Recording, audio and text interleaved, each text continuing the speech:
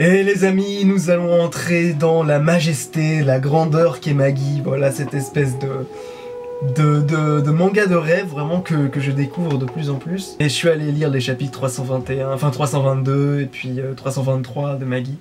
Et je dois dire que ces chapitres, et le 321 inclus, sont d'une puissance et d'une vérité et d'une transcendance, je n'ai même pas peur d'employer ce mot, c'est vraiment ça, absolument hallucinante. Il y a une si belle manière de rendre compte d'une personnalité, d'une psychologie et d'un portrait d'un personnage, c'est le destin d'un héros. Même la thématique du héros, le concept du héros qui est remis en question là-dedans. Et le héros qui devient homme, qui se reconnaît homme en fait. Et c'est juste magnifique.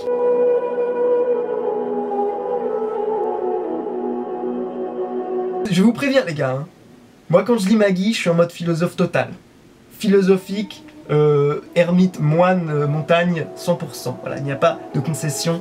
Si vous voulez des reviews simples qui décrivent le chapitre et qui disent « Waouh, trop cool !» Non, là on part sur des reviews peut-être, je pense, assez longues, mais surtout des reviews en profondeur, quoi. Parce que j'aime bien me poser des questions, comme vous le savez, je me prends la tête souvent, mais ce qui est terriblement formidable avec Maggie, c'est que j'ai le droit de me prendre la tête, parce que c'est un manga qui prend la tête et qui est fait pour qu'on se prenne la tête, et qu'on se prenne la tête, pardon, et que l'on réfléchisse et qu'on se pose des questions, mais aussi que l'on apporte des réponses, et c'est ça qui est formidable. Donc premièrement, je vais parler du destin de Sinbad. Le destin de Sinbad à travers la thématique du héros magnifique qui justement reconnaît peut-être qu'il y avait une faille dans tout ce schéma qu'il s'est fait de sa propre vie lui-même. Ce héros qui se sent investi d'une tâche en fait, et on le voit bien dans le chapitre, hein, il dit qu'il pensait être cette espèce de prophète premièrement envoyé par Dieu, mais c'est une métaphore évidemment. Alors dans le monde de Maggie, effectivement, les dieux existent, le dieu existe, mais sous la forme plus de concept avec Ilila, ou Ila, je sais pas comment vous dites. Mais ici, donc, Sinbad, il se sentait grandi, il se sentait investi de cette tâche, de cette grande mission, un petit peu à la manière d'ailleurs de David lui-même, qui, je sais pas si vous vous rappelez de ce chapitre où on le voyait écrire ses derniers mots, une sorte de testament, si vous voulez. Eh bien, il était là comme ça, et il faisait le même témoignage de sa propre vie, de son propre parcours, de sa propre expérience, c'est pourquoi je tiens à dire d'ailleurs qu'il n'y a pas de méchants dans Maggie. Il n'y a pas de méchants, il y a des gens frustrés, il y a des gens désillusionnés, il y a des mecs qui veulent certaines choses, d'autres qui veulent un autre monde. Il n'y a pas de méchants dans Maggie, il n'y a vraiment pas de méchants. Je dirais que même Judal c'est juste un petit coup. Et il n'est pas si inintéressant que ça en fait. Enfin peu importe, on parle pas de Judal pour l'instant. Puisqu'on est sur Sinbad. En fait, Sinbad, il avait une vision héroïque de la vie. Il avait une vision héroïque de la vie, c'est-à-dire une vision limite presque épique. Une vision qui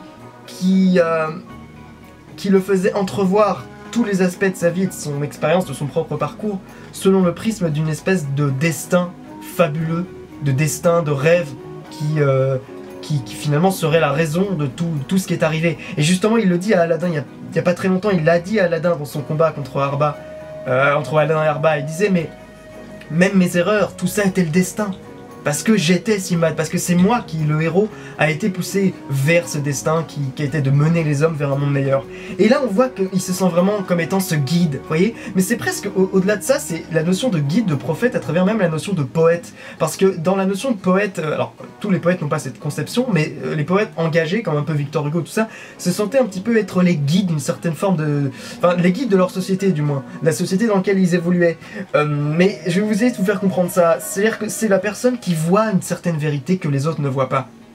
Ici, dans Maggie, c'est retranscrit, cette idée est retranscrite à travers la vision des Rooks, la vision du destin, la vision des Rooks ou des Rocs, hein, comme vous voulez. Et Sinbad voyait cette espèce de destin mais qu'il devait accomplir. C'était pas juste, il contemplait la vérité, non. C'était une vérité qu'il devait rendre concrète, faire un nouveau monde. Et donc voilà, il voit cette vérité, et pour lui, c'est à lui de faire ça, et personne d'autre. Parce que justement, il est le seul à qui il peut vraiment faire confiance. Parce que les autres n'ont pas accès à cette vérité. Et le poète, c'est ça. Le poète, c'est celui qui voit à travers la réalité, il voit la vérité des choses. C'est pour ça que le poète, souvent, est lié un peu à cette idée de guide, voyez. Alors aussi, donc deuxièmement, y a après un thème très intéressant, un questionnement qui est très intéressant, superbement intéressant, qui est abordé dans le chapitre, c'est la question du véritable sens de notre action dans la vie, en fait. Parce qu'il dit bien qu'en fait, tout ça, il se rend compte que ça n'a pas de sens. Tout ça, ce côté je vais faire un monde meilleur, on avance, cette vision un peu historique du monde, il se rend compte qu'en fait tout ça est cyclique et que il regarde, il n'est pas unique. Il n'est pas unique. Il y a Kogyoku qui de nulle part apparaît comme une souveraine tout à fait réfléchie, avisée et qui a elle aussi le destin de Ko en main et qui est en train de faire des choses formidables. Pareil, Aladdin, Ali Baba, tous ces personnages qui détruisent peu à peu, en fait, si vous voulez, leur vision, sa vision un petit peu du monde très héroïque, concentré sur lui-même. Donc, contrairement à sa vision un peu héroïque du monde, il y a une vision cyclique qui vient à son esprit, qui finalement apparaît comme étant le vrai monde, quoi, à ses yeux. Une vision cyclique de la vie où, en fait, ce qu'on fait, ça n'a pas vraiment de sens, parce qu'au bout d'un moment, il y aura un autre héros qui va survenir, il y aura un autre monde, et les gens vont mourir, et les gens vont oublier Simbad. Les gens vont oublier Simbad, le grand Simbad, il va être oublié. Et c'est absolument incroyable, parce que franchement, ça détruit toute sa conception du monde. Aussi, donc, troisième point, c'est par rapport à ce qu'il veut, et c'est extrêmement important parce que c'est ce qui est au cœur du personnage de Simbad. En fait, Simbad, il est un peu comme Lex Luthor, si vous voulez. Il sait qu'il a ses limites, mais il veut ce qu'il ne peut pas avoir. Il s'en rend compte dans ce chapitre. Il s'en rend compte dans ce chapitre, en fait. Et il se rend compte qu'en fait, il aimait la vie qu'il avait, qui était un peu merdique, où il était dans les labyrinthes, où il y avait tout ça. Il aimait ça, en fait. Même si le monde qu'il a créé a été fait pour raser tout ça, pour faire un autre truc où il n'y avait pas toute cette souffrance. Mais il aimait cette souffrance. Il aimait la vie parce qu'il aimait le danger dans lequel il était. Il aimait la situation de vulnérabilité dans laquelle il était. Il aimait même la mort, en fait. Et la mort, est-ce qu'elle échappe aux dieux? Oui, mais elle n'échappe pas à l'homme. Et c'est justement presque peut-être un cadeau qui est fait à l'homme. Donc, c'est ça qui est extrêmement important, c'est que il se rend compte que changer le monde, finalement, c'était peut-être pas une mission, mais simplement un désir qu'il avait au fond de lui, en tant qu'homme, tout simplement. Et ça fait évidemment tout de suite référence, ça dresse un parallèle entre les paroles qu'avait fait donc Aladdin juste il y a quelques chapitres plus tôt. C'était que, je sais plus quand exactement il avait fait cette remarque, mais Aladdin avait dit « Je sais, j'ai compris le cœur du monde, ce qui lie toutes les races, toutes les espèces, ce qui va créer un monde équilibré et balancé. » C'est pas via le contrôle dur qu'avait imaginé Cohen, et c'est pas avec cette espèce de monde commercial que... Mais d'ailleurs même Simbad contrôle tout en vérité. Il est comme Cohen, la différence elle est assez moindre entre les deux finalement. Mais Aladdin disait non. La diversité des peuples elle existera toujours, mais simplement il y a quelque chose, et qui est manifesté à travers les rouques justement, qui sont présents dans chacun, mais il y a cet aspect du fait que tout le monde aime le monde, tout le monde a des espoirs, tout le monde a des désirs, tout le monde a des rêves, tout le monde a envie d'aimer le monde. Et il le dit lui-même, même Aladdin. Je suis pas un Aladdin du même, je suis pas un dieu qui construit tout, non. Moi aussi j'aime tout le monde. Il le dit Aladdin. Il le dit j'aime le monde, c'est pour ça que je suis comme vous. Oui, je suis un Magui, oui, je suis celui qui va ordonner le monde d'une certaine manière. Oui, j'ai les clés du monde que plein d'autres personnes n'ont pas. Je suis quelqu'un qui a un destin peut-être plus important que les autres, mais je suis pas différent des autres. J'aime le monde et tout le monde aime le monde en fait. Et c'est aussi le cas de Simbad. Et justement, donc c'est ce quatrième point qui est assez important, je pense, c'est que Simbad se rend compte que c'est un homme qui a tout simplement un désir, qui est avide de quelque chose. Et c'est justement donc ce lien qui lie tous les humains contredit complètement l'ancien Simbad, l'ancien lui, qu'on a connu pendant presque tout le manga, qui voulait en fait tout contrôler et qui ne faisait jamais confiance aux autres, qui ne laissait jamais prise. Il ne faisait jamais confiance aux autres parce que pour lui, c'était le seul, et ça revient à l'idée de la vision héroïque de sa vie, c'est-à-dire que pour lui, il était le seul qui avait en main le destin du monde. Il était le seul qui était investi de cette grande mission, d'ordonner le monde, de faire en sorte qu'il devienne meilleur. Et du coup, survient dans son esprit une certaine forme d'irrationalité, c'est-à-dire qu'il se rend compte que finalement, là, il va au palais sacré, mais pourquoi je vais au palais sacré? C'est complètement con. le monde est bien tel que je l'ai créé, tous mes amis, Jafar me dit que c'est une connerie d'y aller, et j'y vais quand même. J'y vais quand même parce qu'au fond de moi, au fin fond de moi, je suis qui? Je suis Simbad. Je suis Simbad, Simbad le marin, et ce que je veux est le plus important. C'est pas le destin du monde qui est le plus important. C'est pas l'équilibre. Ce qui est le plus important, c'est ce que je veux, et c'est ce qui est le plus important pour tout le monde, comme le disait Aladdin également. Et ici, il voit que c'est pas la raison pure qui lui a dit d'aller au palais sacré. Au palais sacré, c'est juste son propre désir. Et c'est là qu'il faut pas se tromper. L'écriture de Maggie, elle est pas du tout manichéenne en disant ah Simbad c'est un méchant parce que, enfin du moins il est pitoyable, il est pathétique parce que il se rend compte que c'est un homme, un pauvre homme avide, voilà, qui est juste attrapé par l'envie, tout ça. Non mais c'est pas, enfin oui mais il n'y a pas de jugement qui est appliqué à cet état de fait. Oui les hommes sont envieux, mais c'est ce qui les rend vivants. Vous voyez l'idée? C'est ce qui les rend vivants. Et pour moi, je trouve que ce chapitre illustre complètement, c'est mon dernier point, toute la supériorité de Simbad.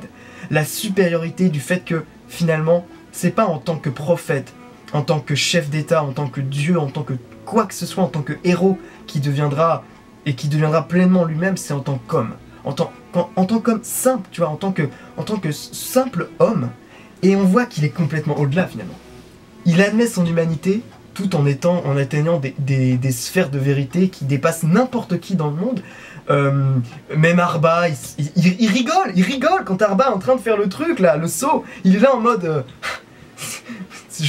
en fait, c'est le gars qui contemple vraiment enfin la vérité à la fois sur le monde mais sur lui-même surtout.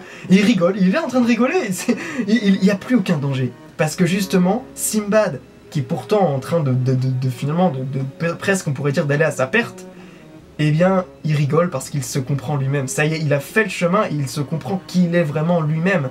Et il s'en fout qu'il soit pas un dieu. Il s'en fout même que Hugo lui dise voilà, qu'il n'est pas un dieu, qu'il n'est pas l'élu, voilà, il n'en a plus rien à foutre. Et ce sera pas en tant que dieu, pas en tant que héros qu'il ira dans le palais sacré, c'est en tant qu'homme qui veut quelque chose. Et c'est ça qui est magnifique. Et c'est la conclusion de ma review. Je dirais qu'en fait ici, Simbad surpasse absolument tout le monde, mais juste en étant un homme.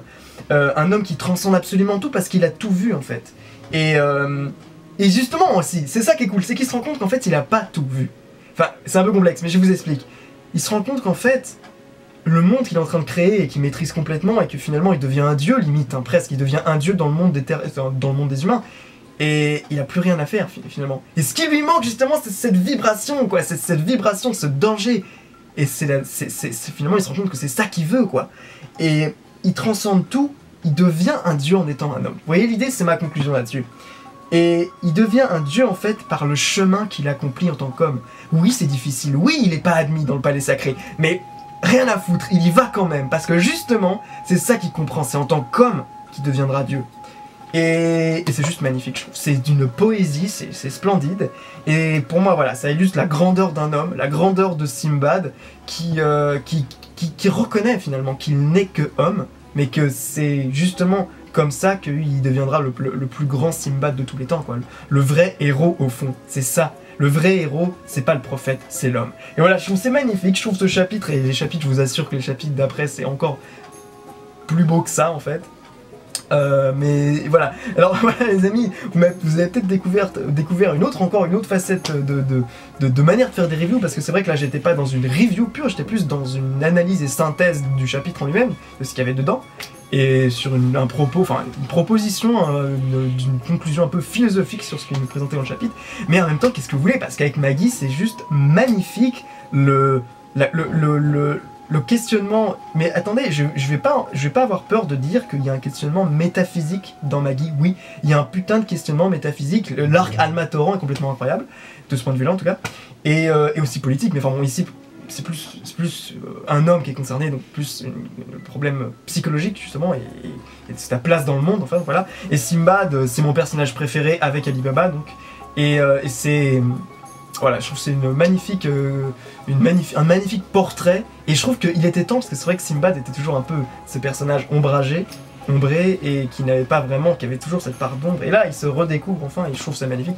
Donc dis-moi ce que vous pensez un petit peu de ce chapitre, de cette review, du ton un peu que prend Maggie, certaines fois justement, dont ce chapitre est un peu l'exemple, c'est-à-dire des moments où Maggie entre un peu dans une espèce de discours, enfin, qu'il y a du discours, quoi, qu'il y a un propos en fait.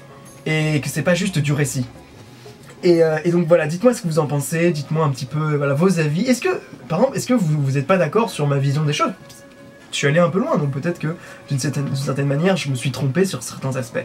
Mais en tout cas, les amis, dites-moi, voilà, partagez-moi vos avis. En tout cas, voilà, en ce moment, voilà, Maggie, pour moi, c'est un manga qui m'accomplit vraiment. J'ai vraiment le sentiment que c'est magnifique de réfléchir sur ce manga.